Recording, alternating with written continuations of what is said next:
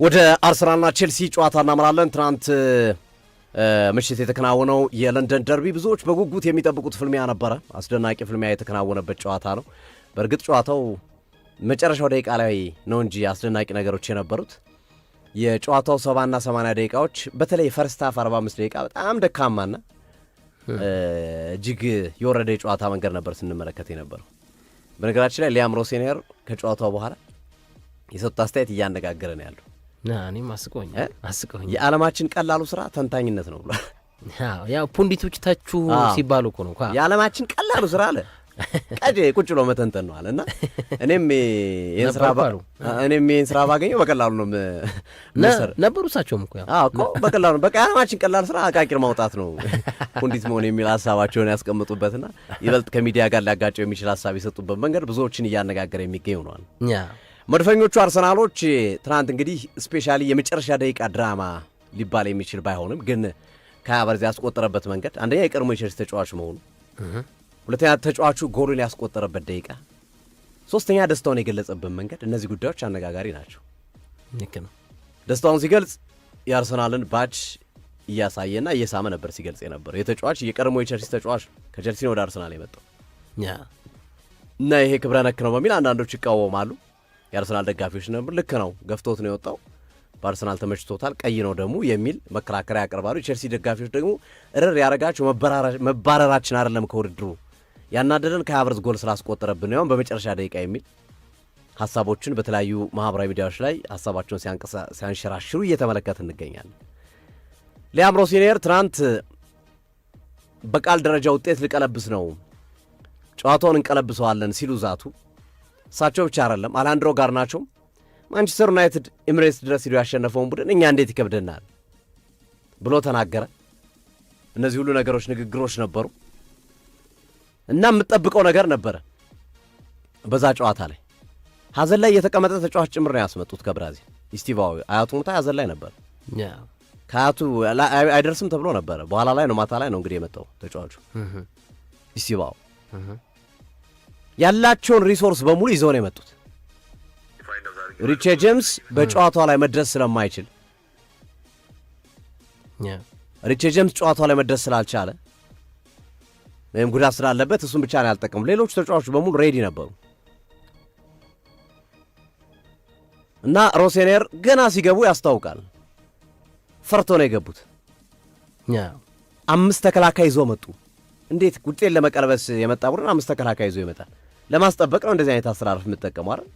ውጤት ለማስጠበቅ አሁን 2-1 ወይም 3-2 አሸንፈው ስታንፎርድ ብሪጅ ላይ ቢሆን ኤምሬትስ ላይ ሲመጡ ውጤት ለማስጠበቅ የሚያጫወት መንገድ ቢጠቀሙ ውጤት ለማስጠበቅ ነው። ትክክል ናቸው። መጠንቀቅ አለባቸው። መጀመሪያ ያላቸውን ነገር ማስጠበቅ፣ ከዛ ያላቸውን ነገር ሲያጡ ደግሞ ወደ ቀጣዩ ነገር ይሄዳሉ የሚል ሐሳብ እንድትሰጥ ያደርጋል። ነገር ግን እንደዚህ አይነት አሰራር ይዘው ሲመጡ ብዙዎች ነው ያስደነገጡ። ጃረላቶን፣ ቻሎባህን፣ ፎፋናን የማል ተከላካይ ግራና ቀኝ ማሎ ጉስቶና ማርኮ ኮያን አድርገው ነው የገቡት።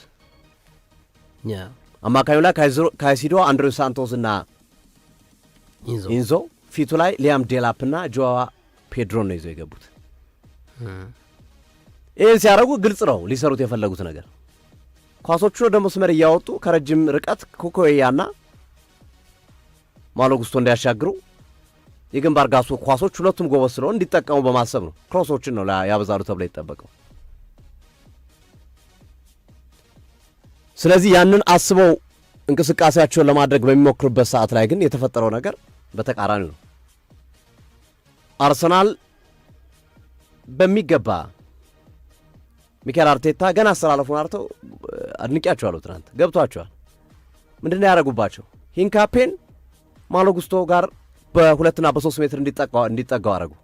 ጁሪያን ቲምበር ከኩኩዌያ በተመሳሳይ በ2 እና በ3 ሜትር እንዲጠጋው አረጉ። ኳስ ሲደርሰው ይዘጋበታል። ይሉ ክሮስ ማድረግ አይችልም።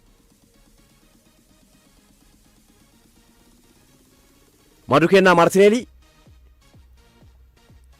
በመሃል ያለችዋን ክፍተት በኩኩዌያና በጃረላቶ በማሎ ጉስቶና በፎፋና መካከል ያለውን ክፍተት እንዲጠቀሙ ሁለት ተጫዋቾች ወደፊት ሲሄዱ እንዲጠቀሙ ለማድረግ ነበር ጥረት የተደረገው። እሱን በደንብ ሰርተውበታል ቼልሲዎች እና ፈርስት ሃፍ ላይ ቼልሲ መከላከሉ ላይ ምርጥ ነበር፣ በጣም ድንቅ ነበር።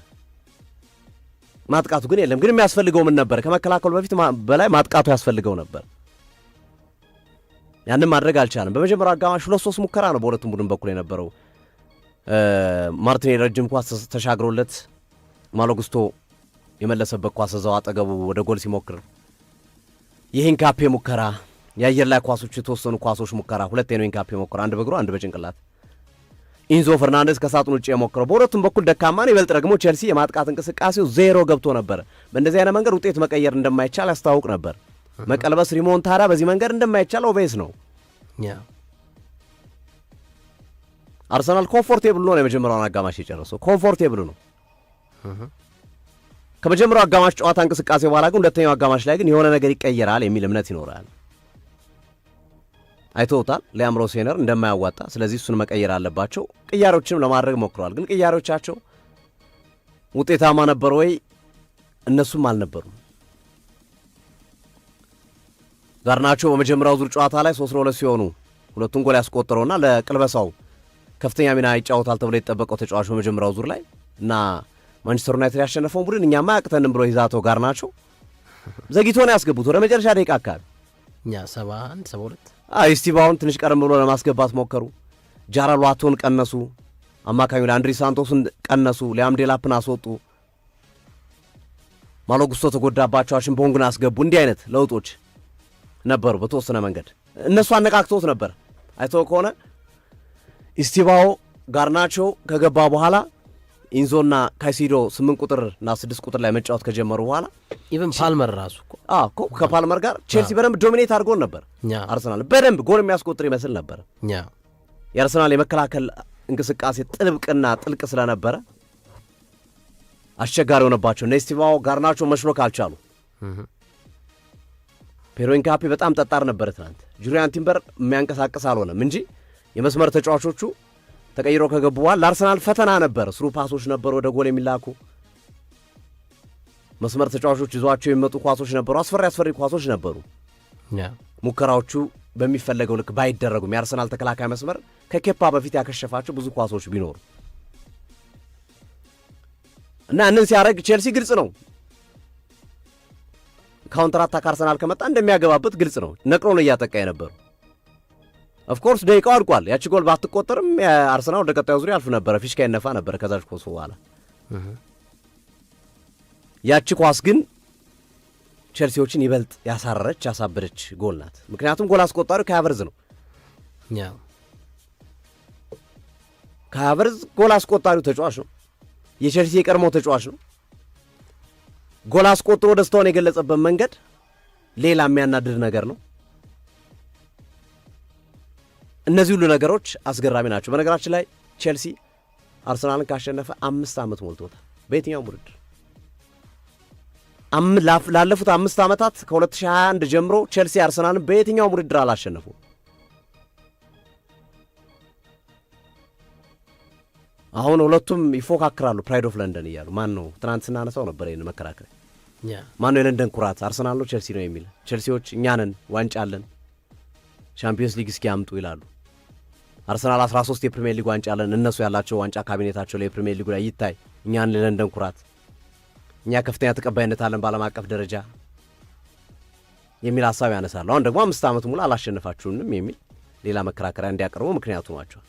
በተወሰነ መንገድ ፕራይድ ኦፍ ለንደን ቼልሲ የሚለውን አርሰናል አይ እኛንና አሁን ፕራይድ ኦፍ ለንደን የሚል ሀሳብ እንዲያንጸባርቁ የሚያደርግ ክፍተት ወይም የሚያደርግ ውጤት ማስመዝገብ ችሏል አርሰናል ትናንት በነበረው ጨዋታ ላይ። አርሰናል ወደ ዌምብሌይ አምርቷል። ትናንትም ስናነሳው ነበር። ሚኬል አርቴታ በ6 ዓመት ውስጥ ለሁለተኛ ጊዜ ነው ወደ ዌምብሌይ ያመሩት ወይም ፍጻሜ ጨዋታ የገቡት። በ6 ዓመት ቆይታቸው 2 ጊዜ ነው ኤፍኤ ካፑን አንስተዋል። ከዛውን ደግሞ በሊግ ካፕ። በነገራችን ላይ አርሰናል በሚኬል አርቴታ ስር ለመጀመሪያ ጊዜ የደርሶ መልስ ጨዋታ አሸንፏል። የኤፍኤ ካፑን ዋንጫ ሲያነሱ አንድ ዙር ጨዋታ ነበር የነበረው በኮሮና ምክንያት። ለመጀመሪያ ጊዜ አርሰናል የደርሶ መልስ ጨዋታዎችን ግማሽ ፍጻሜ ጨዋታዎችን ማለት ነው የደርሶ መልስ የግማሽ ፍጻሜ ጨዋታዎችን በአርቴታ ዘመን ለመጀመሪያ ጊዜ አሸንፎ ያውቅ። አምና ኒውካስል ራሱን ያጣሉ። ኒውካስል ደርሶ መልስ 2-2 ከዛ በፊት ከሊቨርፑል ጋር 0-0 አንፊልድ ላይ 2-2 አርሰናል ተሸነፈ። በራሱ በሊግ ካፕ ውድድር ላይ ሻምፒዮንስ ሊግ አምና ፒኤስጂ የሚታወቅ ነው። ቪያሪያል የአውሮፓ ሊግ የሚታወቅ ነው። ልክ ነው። እና አርቴታ የደረሱባቸው ግማሽ ፍጻሜዎች በሙሉ በደርሶ መልስ ማሸነፍ አልቻሉም ነበር። አሁን ለመጀመሪያ ጊዜ በታሪካቸው በደርሶ መልስ አሸንፎ ነው ለዋንጫ ዌምብሌይ የደረሱ። ዛሬ ከኒውካስልና ከሲቲ ማን ያሸንፋል የሚለውን ጠብቀው የአሸናፊውን ቡድን የሚገጥሙበት ሂደት የሚጠበቅ ነው የሚሆነው። ይሄ ውጤት ለአርሰናል ቀላል አይደለም። ቅድም እንዳልኩ ነው 6 ዓመት ውስጥ የመጀመሪያ ፍጻሜ ውስጥ መግባት ቀላል አይደለም። 5 ተከታታይ ዓመታት በቼልሲ ያሸነፉ መጓዝ ቀላል አይደለም። የሊግ ካፕ ተፋላሚ፣ የፍጻሜ ጨዋታ ተፋላሚ ሆነ፣ የፕሪሚየር ሊግ መሪ፣ የሻምፒዮንስ ሊግ መሪ ሆነ፣ ኤፍኤ ካፕ ውድድር ላይ 3ኛው ዙር ላይ ሆነ፣ እነዚህ ሁሉ ነገሮች ላይ ሆነ የአርሰናልን ኃያልነት የአርሰናልን የወቅቱን ታምራዊ ብቃት አለማድነቅ ህልም ነው የሚመስሉን የአርሰናል ደጋፊዎች። በየካቲት ወር እንዲህ አይነት ቦታ ላይ እንቀመጣለን ብሎ የሚያስቡ አይመስሉም። ፕሪሚየር ሊጉን እናነሳለን ብሎ ሊያስቡ ይችላል። የሆነ ዋንጫ እናነሳለን ብሎ ሊያስቡ ይችላል። ግን አሁን ያለው አይነት ጥንካሬ ግን አርሰናል ይኖረዋል ብሎ አያስቡም። ሚኬል አርቴታ ትናንት በነበረው ጋዜጣዊ መግለጫቸው አርሰናል ቦሪንግ ፉትቦል ነው የሚጫወተው፣ አርሰናል በማዘምት እያስቆጠረ ነው ሊጉን እየመራ ያለው እና አርሰናል የምን ጊዜ መጥፎ ቡድን ነው ሻምፒዮን ከሆነ በእንግሊዝ ፕሪሚየር ሊግ ሻምፒዮን ከሆነ ቡድን ሁሉ መጥፎ ቡድን ነው ብለው የሚናገሩ አሉ አለ። አርቴታ ደግሞ እኔም ማቀው የሻምፒዮንስ ሊጉ መሪ እንደሆን፣ ሻምፒዮንስ ሊግ ካሉ ቡድኖች በሙሉ ምርጡን ጨዋታ የምንጫወተው እኛ እንደሆን፣ ብዙ ጎሎች በሻምፒዮንስ ሊግ ያስቆጠር ነው እኛ እንደሆን፣ ብዙ ጥቂት ጎል በሻምፒዮንስ ሊግ የተቆጠረብን እኛ እንደሆን ነው ማቀው እና ዓለም በሙሉ የሚመለከተው ከፕሪሚየር ሊጉ ይበልጥ ሻምፒዮንስ ሊጉን ነውና በዛ መስክረውልናል ሁሉም የሚል ሐሳባቸውን ያስቀምጡና ግን እንደዚህ ያለ ማን ነው እኔ አልሰማውም ሲሉት አድራሻውን ቤቱንና አድራሻውን ላክልኝ ሲሉት ጋዜጠኛው ፖሊስ ኮልስ ብሎ መለሰላቸው። ኦኬ ቴንክ ዩ ብሎ ነው የተቀበሉትና ማን ነው የሚያወራው ያሉት አውቀው ነው። ማን ነው የሚያወራው የሚለውን ጥያቄ ሳይኮሎጂካል ጥያቄ ነው የጠየቁት። በዚህ ውስጥ ብዙ መልሶች አሉት። ማን ነው የሚያወራው ብሎ የጠየቁት የቀና ነው ወይ የእኛን ስኬት የማይፈልግ ነው ወይ ይሄ ኖር ያወራው የሚል አይነት እንድምታ ያለው መልስ ነው። ገብቶሃል? በቀጥታ አላሉትም እኮ ግን ማን ነው ያወራው ካልክ ይሄን ነገር ማን ነው ያለው ካልክ ይሄን ነገር ማን ነው ያደረገው ካልክ ምን ለማለት ነው? ወይ ንቆኛል ወይ ደግሞ ያ ሰውዬ ከኔ የሚፈልገው ነገር አለ ማለት ነው። ስለዚህ ፖሊስ ኮልስ መናገሩ በውስጥ ወይራ ፖሊስ ኮልስ መናገሩ ምንም አይደለም ለኛ መጥፎ ነገር ስላለው ነው የሚል ሐሳቤ እንዲያድር ለማድረግ ነው። ያችን ማን ነው አድራሻውን ንገረኝ እስከ ማለት ጥያቄያቸውን የጠየቁት አሰልጣኝ ሚኬል አርቴታ አሁን የአርቴታን ይህንን ስኬት ተከትሎ አርሰናሎች ጊዜ ማጥፋት አልፈለጉም። ለሚኬል አርቴታ አዲስ ኮንትራት በጣም ከፍተኛ የሆነ የደሞዝ ክፍያ ለማድረግ ተዘጋጅተዋል። 15 ሚሊዮን ዩሮ ዓመታዊ ደሞዝ ለመክፈል ለሚኬል አርቴታ አርሰናሎች አዲስ ውል አቅርበውለታል። ኮንትራቱን ለተጨማሪ 3 ዓመታት ቀጣይ ዓመት መሰለኝ ኮንትራቱ የሚጠናቀቅ 2027 ላይ እስከ 2029 ወይ እስከ 2030 የሚያቆይ አዲስ የ3 እና 4 ዓመት ኮንትራት እንዲፈርምላቸው አርሰናሎች ማግባባት ጀምረዋል። ሚኬል አርቴታ የሚጠብቁት ሙቭመንት እንዳለ ግልጽ ነው። አርሰናሎች አርቴታን ከማስቀጠላቸው በፊት የመጀመሪያው ነገር የሁሉ ገንዘብ ወጥቷል፣ ዋንጫ ያነሳሉ የሚለው የሚጠበቅ ነው በአርሰናል አመራሮች በኩልና በአርሰናል ቡድን ውስጥ በተለይ ባለቤቶቹ። ምክንያቱም ዋንጫ ካላነሳ በዚሁ ኢንቨስትመንት በዚህ ስኬት ውስጥ ዋንጫ ማንሳት ካልቻለ ከዚህ ሰውዬ ጋር የምቀጥልበት መንገድ የለም። አዘንድ ኦፍ ዘንዴ የኢንድ ፕሮዳክቱ ዋንጫ ስለሆነ ማለት ነው። ዋንጫውን እስኪያነሳ መጠበቅ ደግሞ አርቴታን ዋንጫ ሳነሳ ነው ኮንትራቴን የምታራዝሙልኝ የሚል ሰዋዊ ታዲያ ካላመጣ ታዲያ እንዴት ሰዋዊ ሆነ ማለት ጥሩ እየሰራው ነው ብሎ ስለሚያስብ ማለት ነው። በእኔ አተማመኑብኝም ማለት ነው የሚል ሰዋዊ የሆነ ምክንያት እንዲኖረው ሊያደርግ ይችላል ተብሎ ይታመናል። ዋንጫውን አሁን አርሰናል ጠብቆ ዋንጫውን እስኪያነሳ፣ ፕሪሚየር ሊጉን እስኪያነሳ፣ ሻምፒዮንስ ሊጉን እስኪያነሳ፣ ሊግ ካፑን እስኪያነሳ፣ ኤፍኤ ካፑን ብቻ ዋንጫ እስኪያነሳ ጠብቆ ልክ ዋንጫውን ካነሳ በኋላ ፕሪሚየር ሊጉን አንስታል ዋንጫ ኮንትራትን እናራዝምላለን ቢለው ለካ በእኔ እምነት አልነበራችሁም ማለት ነው እስካሁን ድረስ ኮንትራትን ያላራዘማችሁት የሚል እንድምታ እንዳይዝ ሰዋዊ የሆነ ባህሪ እንዳይዝ የሰጉ ይመስላሉ። ነገሩን ሲያዩት አርሰናል ዋንጫ እንደሚያነጻ ግልጽ ነው። ፕሪሚየር ሊግ ዋንጫ ስፔሻሊ ምንም ጥያቄ በሌለው መንገድ የአርሰናል እንደሆነ በግልጽ እየታየ ነው። ሌሎቹ በሚገባቸው ልክ ኮምፒቲሽን ውስጥ መዝለቅ አልቻሉም። ኮንሲስተንትሊ በወጥነት ሊግ ካፕ ፍጻሜ ደርሷል። ሻምፒዮንስ ሊግ የምድቡ መሪ ነው። በትንሹ አርሰናል ሻምፒዮንስ ሊግ ግማሽ ፍጻሜ ድረስ የሚጓዝ ነው ካሉት ጨዋታዎች አንጻር። ቀጣይ ቀለል ያሉ ጨዋታዎች ነው ያሉት። የአትላንታ የዶርትሙንድ የሊቨርኩሰን አሸናፊ ነው የሚያገኘው ቀጣይ። ከዛ ቀጥሎ እድል ከቀናው ደግሞ እንደዚሁ አነስ ያሉ ቡድኖችን ሊያገኝ የሚችልበት እድል ይኖራል። ስለዚህ በቀላሉ ግማሽ ፍጻሜ ሩብ ፍጻሜ ድረስ የመዝለቅ እድሉ ሰፊ ነው። ፕሪሚየር ሊጉ ያለበት ይታወቃል። ኤፍ ኤ ካፑ ያው አራተኛ ዙር ላይ ገብቷል። ፖርትስማውዝን ካሸነፈ በኋላ ዊጋን ጋር ቀጣይ ሳምንት እሁድ ጨዋታ አለው። ስለዚህ ሞራርለስ የዋንጫው ጉዳይ ለአርሰናል ዘንድሮ ዋንጫ የማንሳቱ ጉዳይ በለንደን ጎዳናዎች ላይ በክፍት አውቶቡስ የመጓዙ ጉዳይ የተረጋገጠ ይመስላል ከሞላ ጎደል። በዚህ ሁኔታ ውስጥ ታዲያ ለምን ሚኬል አርቴታን ዝም ማለት አፕሪሼት አለማድረግ ቦርዱ ደስ አላለም ወይም ዝም ብሎ ማለፍ ይህንን ነገር። ስለዚህ አንዱ የአፕሪሺዬሽን መንገዳችን ብለው ያሰቡት ወይም የማድነቅ ወይም የማመስገን መንገዳችን ብለው ያሰቡት አርቴታን ይበልጥ እንዲነሳሳ ይበልጥ እንዲገፋ ለማድረግ ኮንትራት መስጠት አለብን ብለው አምነውበታል። ለዛ ነው 15 ሚሊዮን ዩሮ አይ ቲንክ ክፍያ የነጋርዲዮላ ክፍያ ይመስለኛል ከነጋርዲዮላ ጋር የሚስተያየ ነው።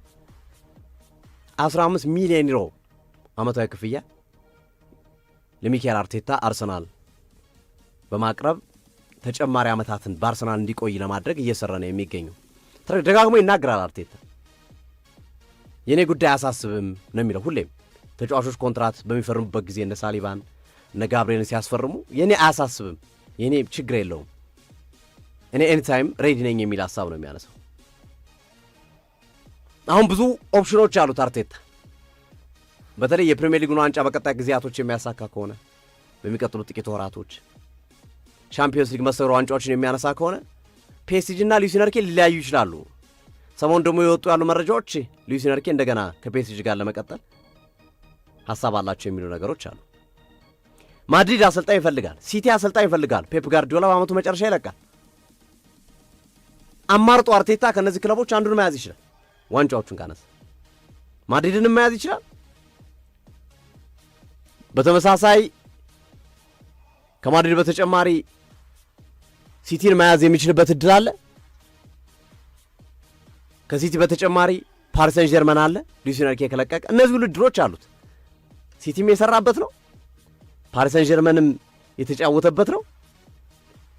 ማድሪድ ሞሮርለስ ካታላናዊ ባይሆንም እሱ ግን በካታላን እግር ኳስ በላማሲያ እና በባርሴሎና አካዳሚ ያደገ ስለሆነ ሜቢ የማድሪድን ጥያቄ በዛ ምክንያት ውድቅ ላይ ያደረገው ይችላል። ግን ትልልቅ ኦፈሮች አሉ እና አርሰናል አመራሮች እነዚህንም ደግሞ ፈሩ።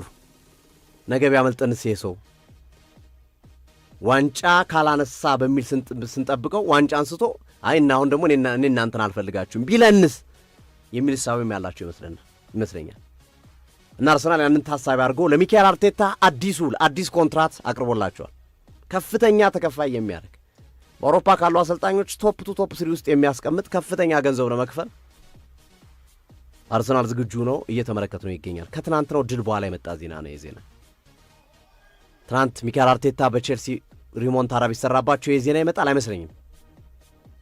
ከትናንትናው ድል በኋላ የዌምብሌይ ቲኬታቸውን ከቆረጡ በኋላ ግን አርሰናሎች አሁን ቶሎ ብለን እኚህን ሰው ማስቀጠል አለብን፣ የአንድ ዓመት ከምናምን ኮንትራት ቀርቷቸው መቀለድ አይገባንም፣ ብዙ አማራጭ እያላቸው በሚል አርሰናል በትልቁ እየሰራበት ያለበት ጉዳይ እንደሆነ የመረጃ ምንጮች እየጠቀሱ የሚገኙበት ሂደት እየተመለከት እንገኛለን።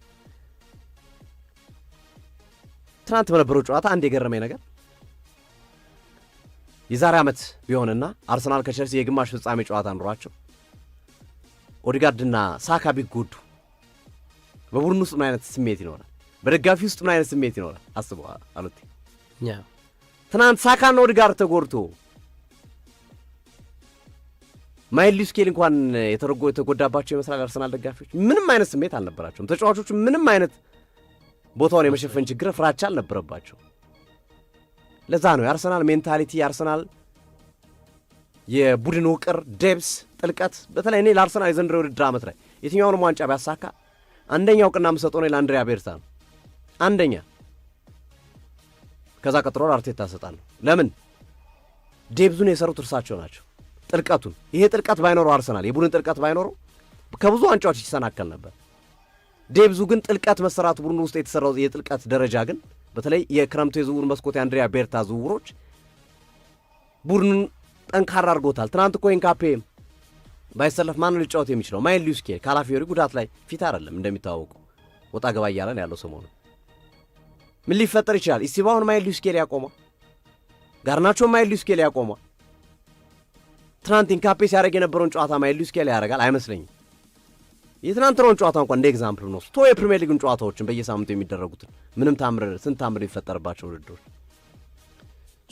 ለቤርታ ትልቅ እውቅና መሰጠት አለ በዘንድሮ የአርሰናል ጉዞ ላይ የትኛውም የዋንጫ ጉዞ የስኬት ጉዞ።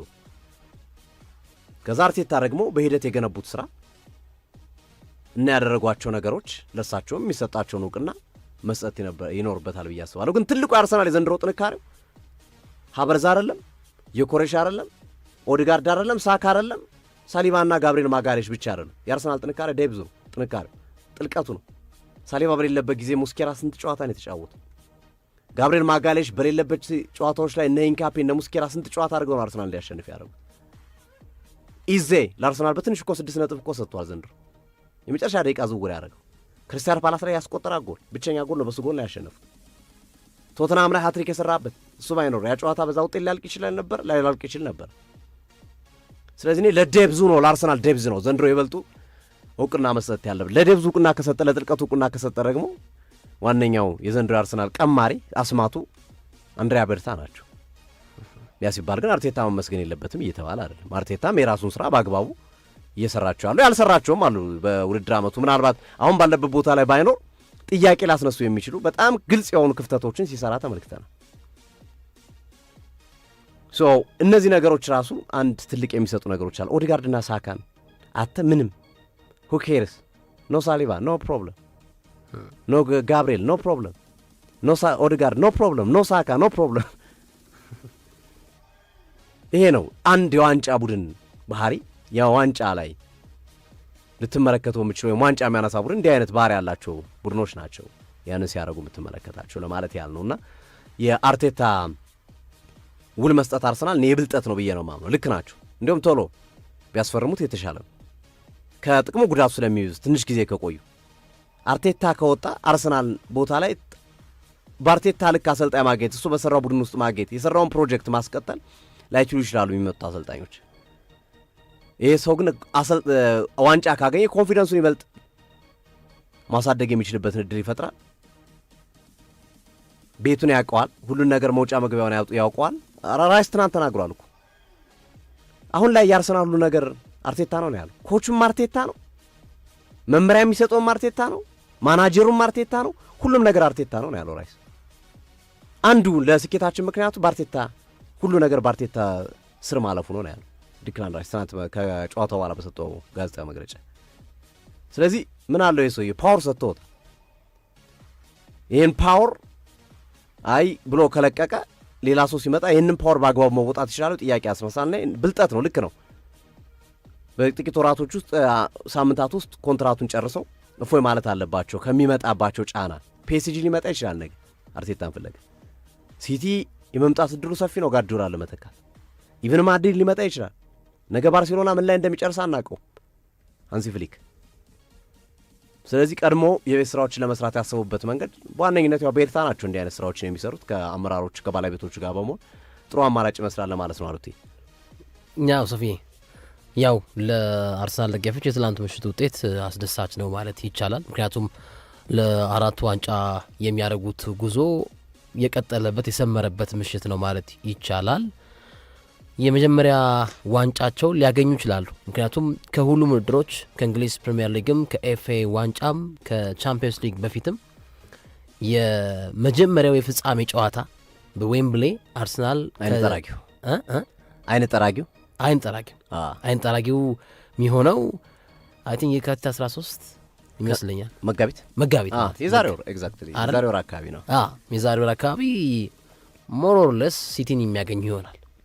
አይ ቲንክ የእግር ኳስን ውጤት አናቅም፣ ግን ሲቲ በመጀመሪያው ሴንት ጄምስ ፓርኩ ጨዋታ ላይ 2-0 ማሸነፉን ተከትሎ ዛሬም በኒውካስል 3 ጎል ተቆጥሮበት ከውድድሩ ይሰናበታል ማለት አይቻልም። ግን የእግር ኳስ ውጤት ተገማች አይደለም፣ እግር ኳስ ነው ብለን ካላስም በስተቀር አርሰናል በዌምብሌይ ከሲቲ ጋር የመገናኘቱ ድል የሰፋ ይመስላል።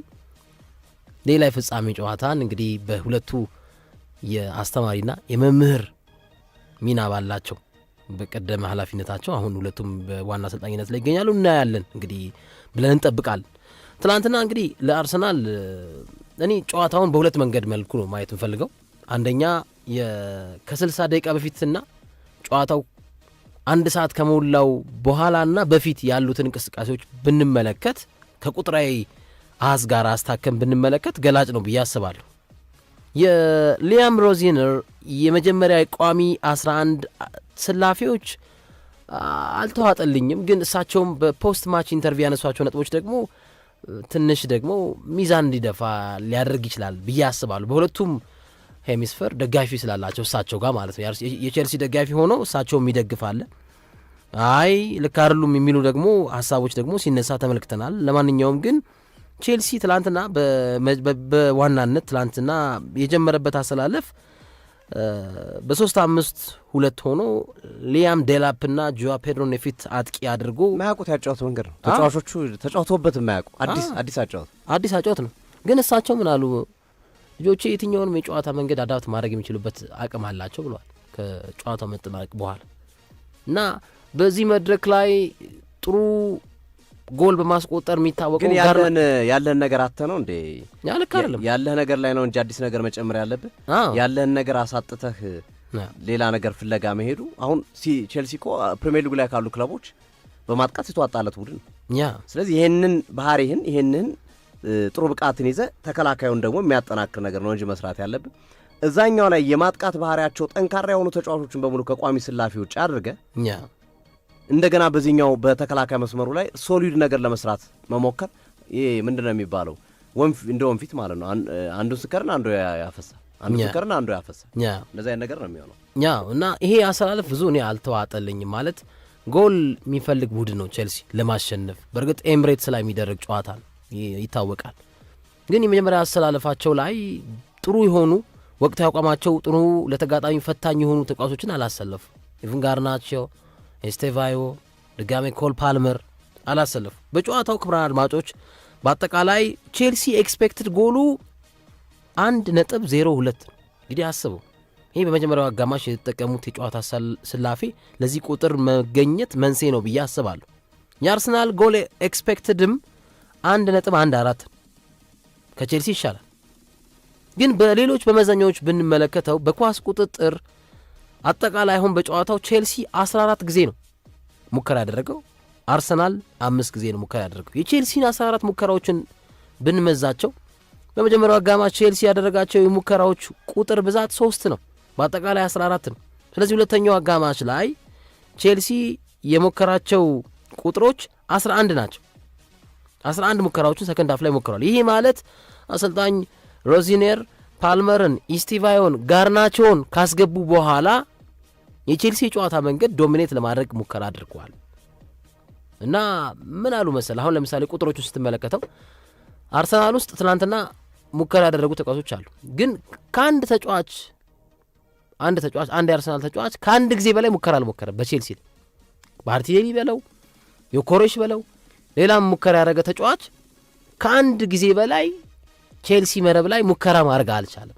በዛኛው ሄሚስፌር ግን ስትመለከተው በቼልሲ መስመር ስትመለከተው ኢንዞ ፈርናንዴዝ ብቻውን 3 ጊዜ ኳስን ለማግባት ሙከራ አድርገዋል።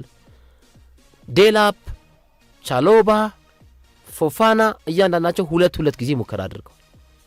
ግን እንዳልኩ ሰከንድ ሃፍና ፈርስት ሃፍ የነበረው የቼልሲ ጨዋታ መንገድ አይገናኝም። አሁን ትናንትና አርሰናል ውጤት ለማስጠበቅ የሚመስል አይነት የጨዋታ መንገድ ይዞ መጥቷል። which is በቃ ጌን አድርጓል፣ አስጠብቋል ውጤት። ቼልሲ ለማጥቃት ሙከራ በሚያደርግበት ሰዓት ኢቭን ጎል አስቆጠረ፣ አሸነፈ። ግን የውጤት ቦርዱ በስታንፎርድ ብሪጅ ላይ የነበረው ውጤት ቼልሲን 3 አርሰናልን 2 ቢያደርግና የትላንቱ የጨዋታ መንገድ ልክ ቼልሲ በመጀመሪያው አጋማሽ እንደጀመረው አሁን ሮዚነር ካውቀውበታል እኮ ምናሉ በኋላ ላይ ይመለስበታሉና አርሰናል ለማጥቃት የሚያደርገው እንቅስቃሴ ትላንትናም ደካማ ነበር ማለት በክሬቲቪቲ ረገድ አይ ነው 3-2 እየመራ ነው ይታወቃል ለማስጠበቅ ነው ግን ጎልስ ቢያስፈልገው ቼልሲ ላይ በትላንቱ አጫወት ጎል ያስቆጥርበታል ወይ ጥያቄ ምልክታል ሌሎች ክለቦች ላይ ባሁን ኖቲንግሃም ፎረስቱ ጨዋታ ላይ ጎል በሚያስፈልግ ሰዓት ጎልን ማስቆጠር አለብ እኔ ዮኮሪሽ ትላንትና ለኔ የለም እንደተመለከተ ነው ጨዋታው ላይ እና እሳቸው ቅድም ሶፊ መግቢያ ላይ ያነሳው ነበር ከጋዜጠኛ ተጠይቀው ነበር ፑንዲቶች የጨዋታ መንገዳችሁን ተችተዋል ብለው ጠይቃቸው እና ምን አሉ በጣም ቀላሉ ስራ ፑንዲት መሆን ነው እንዳልከው እኔም ፑንዲት ሆኜ ስለማቅ ተንታኝ ሆኜ ስለማቅ አሉ እኔ ያሉ ትላንትና አርሰናልን ስገጥም ልክ ሰከንድ ሃፍ የነበረኝን የጨዋታ መንገድ ወይም ልክ እነ ፓልመር እነ ኤስቲቫዮ እነ ጋርናቾ ገብተው ያደረጉትን የጨዋታ መንገድ ፈርስት ሃፍ ላይ ይዤ ገብቼ ቢሆን ደግሞ 2 ጎል ቢቆጠርብኝ ፑንዲቶቹ አሃ ለምን አደረገ ይሄን ከማለት ወደ ኋላ አይሉም እና ጨዋታውን ለመቆጣጠር ያደረኩበት መንገድ ነው ተጫዋቾች የትኛውንም ታክቲክ የመተግበር አቅም እንዳላቸው አይቻለው የሚል ሐሳባቸውን አጋርተዋል በትላንቱ ጨዋታ ላይ እና ማይክል አርቴታም ከጨዋታው በኋላ ከሰጧቸው ነጥቦች መካከል አሁን ዋንጫውን ወደ ማንሳት ማሰብ አለብን በተጫዋቾች ኮርቻለሁ ብለዋል እና በጣም አንደርላይን ያደረጉበት ነገር ግን ምንድነው ትክክለኛ ነገር የተናገሩት ያሳመነኝ ነገር ሃቨርትስ ጎሉን ሲያገባ በኤምሬትስ የነበረው የደጋፊዎች ድባብና አሉ የተጣባቂ ወንበር ተጫዋቾች የነበራቸው ደስታ መንፈስ መንቀል መውጣት ይሄ ነው በቃ እግር ኳስ በቃ አንድነ አሉ በቃ ይሄ አሁን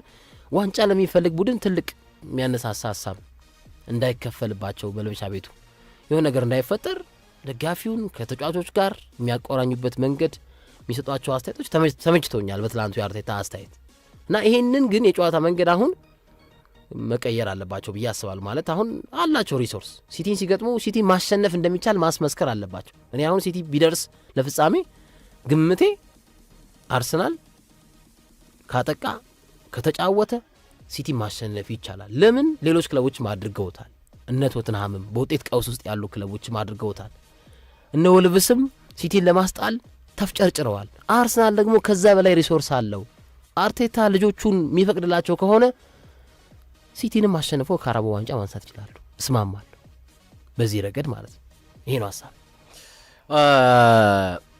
አሩቲ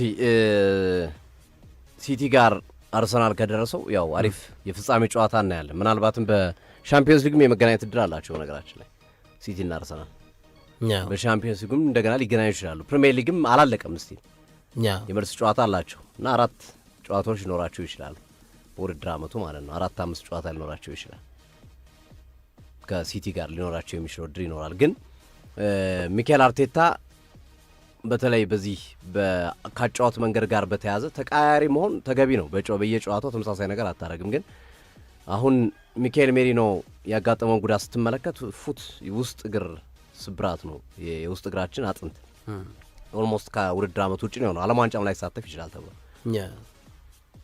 አሁን ዙቢሜንዲ ነው እንደዛ እንዲሆን እየጠበቁት ያለው ለዙቢሜንዲ በቂ ረፍት እየሰጡት እኮ አይደለም በየ3 ቀኑ እያጫወቱ ነው እስቲ ሜሪኖ በዚህ ደረጃ የመጣበት ምክንያት የስፔን ብሔራዊ ቡድን በየ3 ቀኑ ሲጫወት ነበር በአርሰናል በየ3 ቀኑ ሲጫወት ነበር በጣም ጫና ይሸከም ነበር ችግር በገጠመ ቁጥር እሱ ነበር እየገባ የሚያስተካክለው ኮረሽ የተወሰኑ ጨዋታዎች አልነበረም እሱ ነበር ተሸክሟቸው ነበር ከዛ ሚዱ ላይ ግባ ይባላል አማካኙ ላይ ግባ ይባላል ያዋካነው ጉልበት መመልከት እና ዙቢሜንዲ ላይ እስቲ እየተከተሉት ያሉት ነገር እኔ እየጣመኝ አይደለም ዙቢሜንዲን ማሳረፍ አለባቸው በደንብ ማሳረፍ አሁን ቀጣይ ጨዋታ ሰንደርላንድ ጋር አሁን እንዴት አርገታ ታሳርፈዋል ዙቢሜንዲን ግን ትናንትናው ጨዋታ ላይ ቢያንስ ከ70 ምናምን ደቂቃ በኋላ ኖርጋርድን አስገብተ ይበልጥ ቡድንን የመከላከል ሂደቱን የምታጠናክርበት ሂደት ሲኖር እኔ ለዙቢሜንዲ በቂ ፕሮቴክሽን እየሰጡ ነው የሚል እምነት የለኝም አሰልጣኝ ሚኬል አርቴታ ራይስ እንኳን በተወሰነ መንገድ ለማረፍም ጉዳትም የሆነ ጊዜ የነበረበት የተወሰነ ያረፈበታል ዙቢሜንዲ ግን ካለረፍት ነው እየተጫወተ ያለውና በኋላ ይሄም ወደ ዋንጫው ሲቃረቡ 3 ወር 4 ወር አለ ከዚህ በኋላ